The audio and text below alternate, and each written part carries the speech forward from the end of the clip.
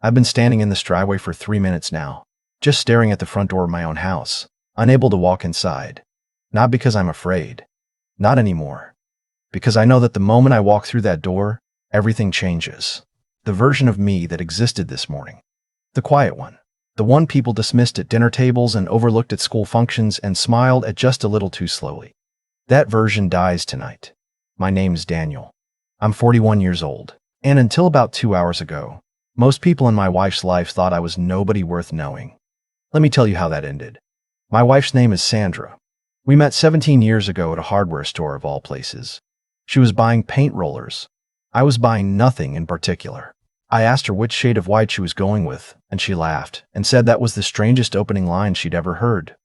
We got coffee, then dinner. Then we got married on a Saturday in October with 40 people watching and her mother crying in the front row.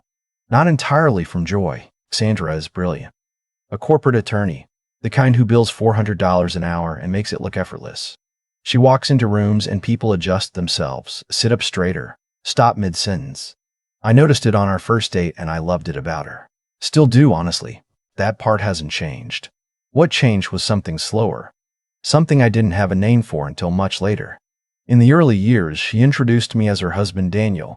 Then, gradually, it became my husband without the name. Then, at certain dinners with certain people, it became a subject she changed quickly, a sentence she didn't finish. I told myself I was reading into things. I told myself she was just tired, just stressed, just focused on her career, which was accelerating in ways that impressed even people who didn't like her. I'm not a lawyer. I'm not a doctor or finance guy or anything that sounds important at a dinner party. I manage a landscaping operation. Have for 15 years. 17 employees, commercial contracts across 4 counties, 2 equipment warehouses, and a fleet of 12 trucks. I built it from a single mower and a phone number on a handwritten flyer when I was 24 years old. I don't talk about it much. Never saw the point. The work speaks for itself, or so I believed. Sandra knew what I did.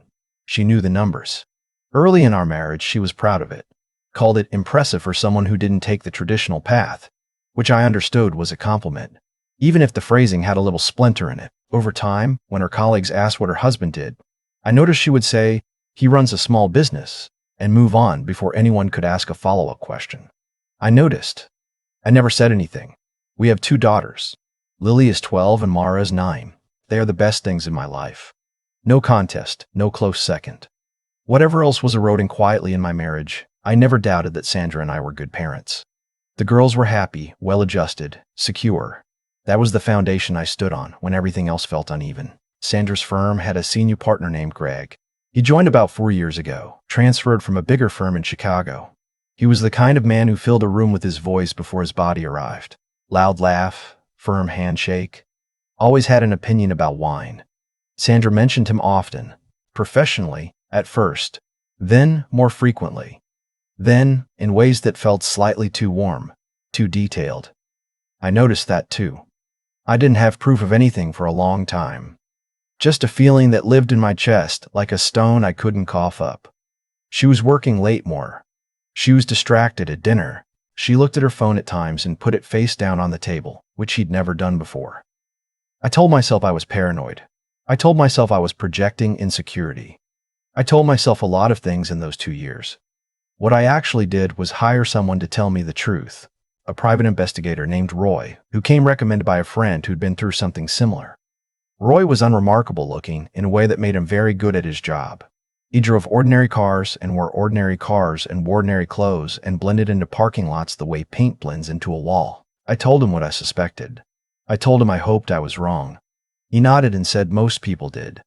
He came back to me 6 weeks later with photographs, phone records, and a timeline. Sandra and Greg had been seeing each other for at least 18 months. Hotel rooms booked under his name. A weekend in Charleston I was told was a firm retreat. Text messages that Roy had legally obtained through methods I won't detail here. I sat at my kitchen table on a Tuesday morning after Sandra left for work, and I read through everything twice. Then I closed the folder, and I sat there for a long time not moving.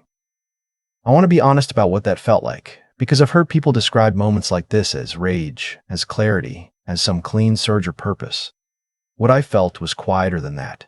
It was grief. It was a specific grief of watching something you already half knew become something you can no longer unknow. The marriage I'd been protecting in my mind. The version where she was just distracted, just stressed, just going through something. That marriage ended on a Tuesday morning at my kitchen table with a manila folder in front of me and the sound of my refrigerator humming. I didn't call her. I didn't confront her. I called my attorney instead. Her name is Patricia, and she has handled my business contracts for 9 years. I told her what I had. She told me what my options were. I told her I wasn't ready to file yet. I wanted to understand the full picture first. What we had. What was protected. What the exposure looked like. She told me to be careful and methodical, and not to let emotion drive the timeline. I told her I understood. That was 6 weeks before my in-laws' anniversary dinner. Sandra's parents, Frank and Roberta, have been married for 40 years. Their anniversary fell on a Saturday in June, and Roberta had been planning a dinner for months. 40 people. A private room at a restaurant called Alderman's, which is the kind of place where they bring bread to the table warm and the menus don't have prices on them. Family, close friends, a few colleagues Sandra's parents had known for decades. I was not looking forward to it, not because of the dinner itself, but because Greg was going to be there. He and Sandra had managed over the past 2 years to construct a social overlap that felt natural on the surface. The firm did work for some of Frank's business contacts. Greg had been to the house twice for dinner. Frank liked him in the uncomplicated way.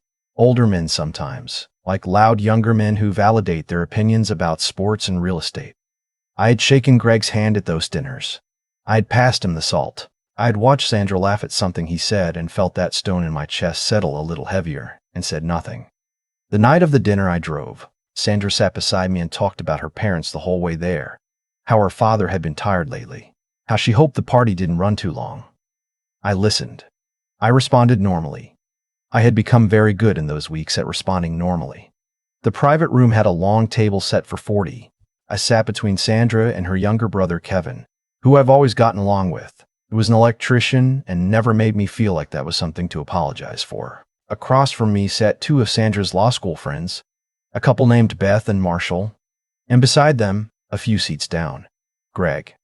He was exactly as loud as always. He ordered a bottle of wine for the table before anyone had looked at a menu, which was a kind of move that either reads as generous or presumptuous depending on how you feel about the person doing it. He had opinions about the appetizers. He told a story about a deposition that made the attorneys at the table laugh. Sandra laughed too, longer than necessary, and I watched her and felt completely still inside. Frank stood to make a toast about 40 years with the love of his life. It was genuinely moving. Roberta cried. Several people clapped. It was the kind of moment that reminds you what a good marriage is supposed to look like, which was its own particular kind of ache given the circumstances. Then Greg stood. He raised his glass and said he wanted to say a few words about Sandra, since this was also, in a way, a celebration of her family and the people who made her who she was. I set down my fork. He said she was the most talented attorney he had ever worked alongside. He said her instincts were extraordinary, her work ethic unmatched. He said the firm was a better place because of her. These were all true things, and I had no argument with any of them. Then he said with a smile that showed all his teeth, and what's really remarkable is that Sandra built all of this entirely on her own, without a lot of support at home, without a partner who understood that world or matched her ambition or frankly had much to offer in that department. He let that land. He looked at me when he said it. Not long, not obviously. Just a flicker. The kind of look that's designed to be deniable. The table got quiet in the specific way. Tables get quiet when something has happened that everyone noticed but no one is sure how to respond to. I looked at Sandra. She was looking at her wine glass. She did not look at me. She did not say anything. That was the part that mattered, not what Greg said. What Sandra didn't do. I waited 3 full seconds. I have counted them since, many times.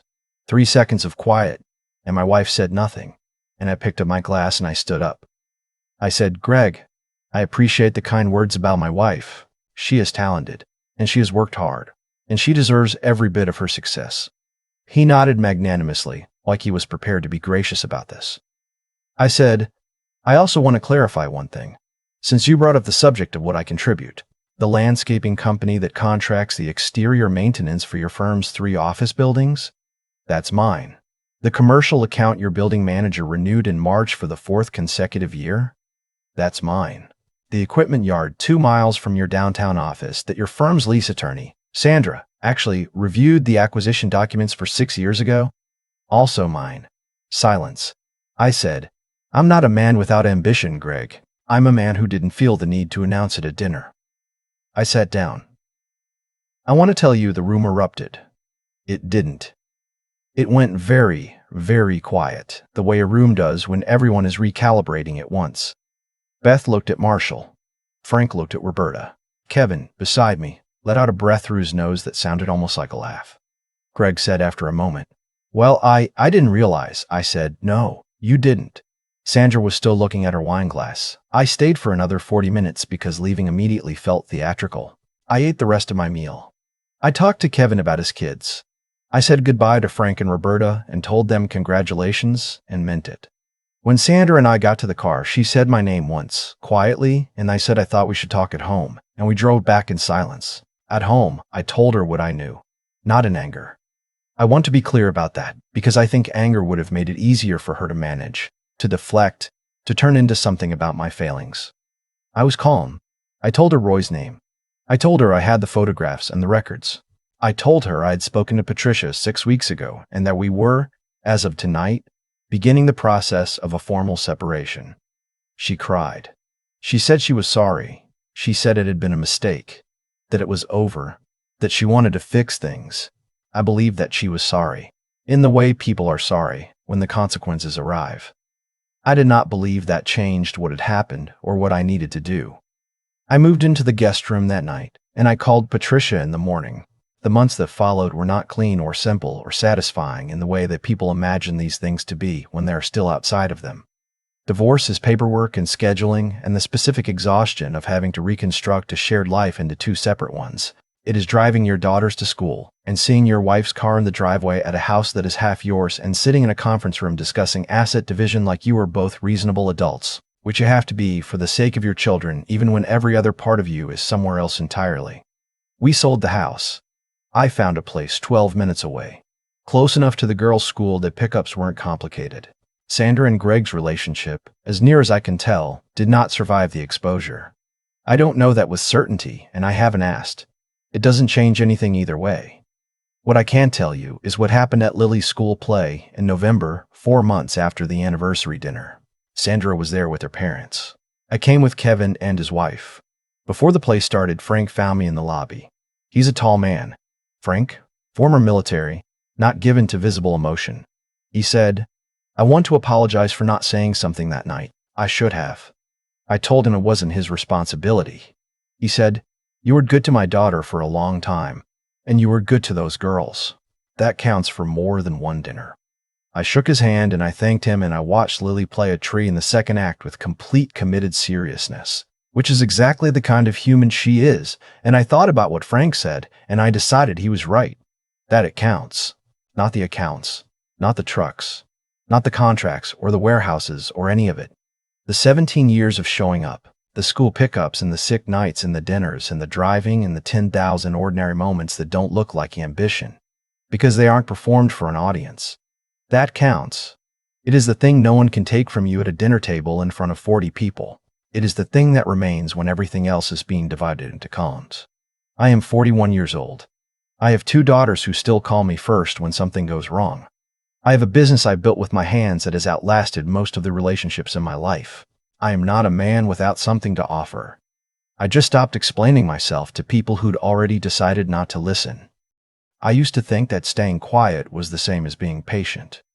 That letting things slide meant you were the bigger person. That swallowing your pride at dinner tables and family gatherings was somehow noble, a sign of emotional maturity, proof that you were above the smallness of other people's opinions. I don't believe that anymore. What I learned from everything that happened, the dinner, the investigation, the divorce, the slow and unglamorous work of rebuilding, is that silence is only a virtue when it comes from strength, when it comes from fear, from not wanting to make things uncomfortable, from hoping that the people who underestimate you will eventually come around on their own. It isn't patience. It's erasure. You participate in your own disappearance, one quiet dinner at a time. Greg looked at me that night and said what he said because he had calculated correctly that I would say nothing. He'd watched me say nothing for 2 years. That silence wasn't dignity. It was permission. The moment I stood up and spoke, I wasn't performing. I wasn't trying to embarrass anyone or win a room. I was simply refusing to continue authorizing a lie about who I was. That refusal, calm, specific, without cruelty, was the most honest thing I'd done in years. And the reason it landed the way it did wasn't because of the business or the contracts or the buildings. It was because it was true. You can't argue with a man who is simply telling the truth about himself. What happened to Sandra and Greg was not punishment handed down by some external force. It was a natural consequence of building something on a foundation that couldn't hold. Deception requires constant maintenance. It demands that everyone around you remain ignorant, that no one asks the right questions, that the person being deceived continues to cooperate with their own ignorance. The moment I stopped cooperating, the entire structure became unstable. It didn't collapse because I forced it to. It collapsed because it was always going to. I just stopped holding it up. There is something important in that for anyone listening. The choices we make compound. The small dishonesties, the convenient silences, the moments where we let someone believe something false because the truth is inconvenient. They accumulate. They don't disappear. They build a version of reality that eventually becomes too expensive to maintain. And when it finally falls, it takes everything with it. What I'm left with is simpler than what I lost, and better. 2 daughters who know their father shows up. Work that I built with my own judgment and my own risk. A version of myself that I don't have to manage or conceal. That is not a small thing. Most people spend their entire lives trying to get to something that honest. I am 41 years old and I am starting over, which sounds like a loss and feels most mornings like the first solid ground I have stood on in years. Build something real. Protect your integrity, the way you would protect anything else of value. And understand that the people who dismiss you without earning that right are not judges. They are just noise. The work you do in silence will outlast every word they say about it.